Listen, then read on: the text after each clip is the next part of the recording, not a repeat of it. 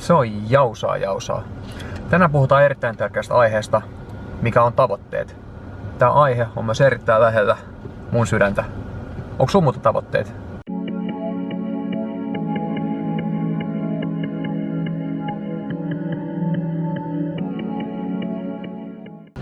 Yes. Eli mitä tavoitteet käytännössä on? No käytännössähän on joku asia, mitä sä haluat tulevaisuudessa. Tai joku asia, minkä sä haluat saavuttaa tulevaisuudessa. Jos mä nyt luettelen muutamia esimerkkejä, niin ollaan samalla aaltopituudella niin sanotusti. Esimerkkejä jonkun henkilön tavoitteista voisi olla esimerkiksi: mä haluan vähän himmeessä kunnossa.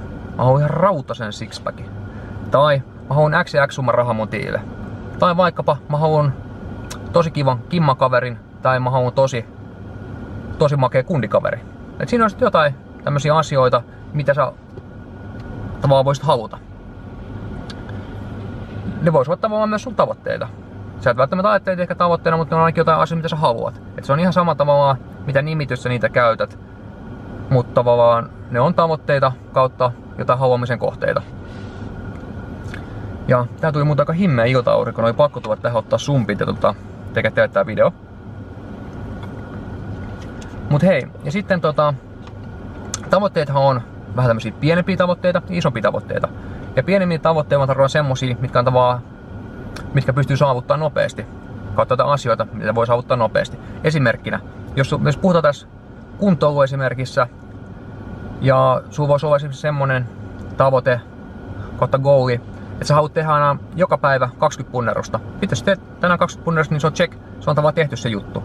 Mutta sitten joku isompi juttu, mikä veisi enemmän aikaa, mitä voi tehdä vain yhdessä päivässä, voisi olla esimerkiksi, otetaan nyt se klassinen miljonääri-esimerkki. Että jos se olisi sun tavoite ja se olisi realistinen tavoite sulle ja sä haluaisit sen saada aikaa, niin se ei tapahtuisi niin kuin viikossa. Se veisi ennemminkin 10-20 vuotta. Ja jos sä tekisit sen ajan niitä asioita, mitä sen asian saavuttaminen vaatii, niin sulla olisi hyvät mahdollisuudet saada se aikaa. Ja toki kaikissa tavoitteissa pitää olla realistinen myös.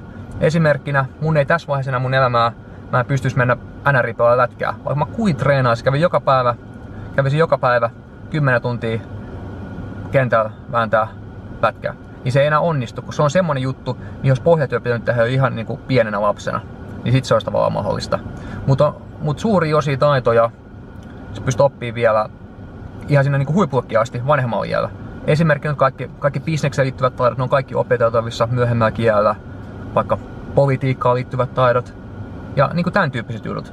Mutta sitten jos on tavallaan vaaditaan semmoista tavallaan just vaikka joku lätkä tai ihan sama mikä muu urheilulaji, niin monesti semmoisia asioihin on pitänyt tehdä se pohja jo siellä lapsena, koska ne vaatii monesti niin paljon motoriikkaa ja semmoista tietynlaisia kehon liikkumiseen liittyviä asioita, mitä välttämättä enää pysty myöhemmin saavuttaa. Mutta vaan kaikki semmoiset mielen kautta ajattelukykyyn liittyvät jutut, ne pystyy niin kuin monesti sitten handlaa nimenomaan vielä siellä aika huipputasolla vielä niin kuin myöhemmällä kielellä. Mutta tossa oli pääpiirteitä, mitä mulla tulee mieleen nyt. Mitäs muut tuli mieleen? Tai tulis mieleen? Me puhuttiin tavoitteista, ne on käytössä joku asia, mitä sä haluat tulevaisuudessa. Monesti niillä kannattaa vähän miettiä aikamääreitä. Mitä isompi tavoite se enemmän kestää, mitä pienempi tavoite, sitä nopeammin se voi saada aikaa. Ja sitten ne on sun määrittelemiä asioita sulle itsellesi. Eli me puhutaan tässä niinku tavallaan ihan henkkoht-elämästä. Niin sulla on sun asia, mitä sä haluat, mulla on mun asia, mitä mä haluan. Toinen ei ole huonompi toista. Et se on niinku se ihan makea juttu, että sun on mahdollista saada aikaa sun oman näköinen elämä, jos sä oot valmis tekemään sen duunin se eteen. Ja sit se on muuten tärkeä vielä, että jos sulla on jotain tavoitteita, niin sulla on myös suunta, mitä kohti viedä sun elämää. Ja miksi se on hyvä? Se on hyvä esimerkiksi sen takia, että sulla on todella pienemmät riskit joutuukin hakoteille. Esimerkiksi erityisesti niin kuin skideillä ja nuorilla, mihin mä itse kuulun joskus. Jos sulla on mitään tavoitteita suuntaa, mihin sä viedät elämää, niin se helposti vietävissä kaikkiin porukoihin. Ne porukat voi olla vaikka huonoakin porukkoja. Ei tietenkään aina näin, mutta esimerkiksi näin on suuremmat todennäköisesti käydä, jos sulla on mitään suuntaa, mihin sä viedät sun elämää. Tai sitten jos ei sulla ole omia mitään tavoitteita sun elämälle, sun elämän eri osa-alueille, niin sitten helpommin sä oot esimerkiksi tai joku sun kaveri saattaa vähän niinku asettaa sulle ne jutut, hei, tää on sun juttu, me tehdään nyt näin. Tai sun vanhemmat saattaa pistää sut tekemään jotain juttuja, mitä sä et oikeesti edes haluu, mutta sä et oikein ole hirveästi ajatellut omaa elämääsi, niin sä oot, ok, no tehdään sit näin, kai tää on ok. Et näin. Ja sen verran mitä sanoisin näistä elämän eri osa-alueista, niin kuin puhuttiin. Elämä koostuu eri osa-alueista, niin sun on hyvä miettiä niitä tavallaan, missä sä haluaisit olla vähän pidemmän tähtäimellä niissä. Eli näitä olisi esimerkiksi vaikka oma fysiikka, terveys, oma talous, läheiset ihmissuhteet, tämän tyyppisiä asioita. Niin niitä on vähän ihan hyvä funtsia, että missä haluaisi olla vuoden päästä, vaikka näissä osa-alueissa, mistä puhuttiin 2 vuoden päästä, 3 vuoden päästä, 10 vuoden päästä. Niin mä ymmärrän tietenkin, jos varsinkin jos vähän nuorempi, niin voi olla hankalampi ajatella silleen, että hei, mulla on 10 vuotta, en mä pysty semmoista ajattelemaan.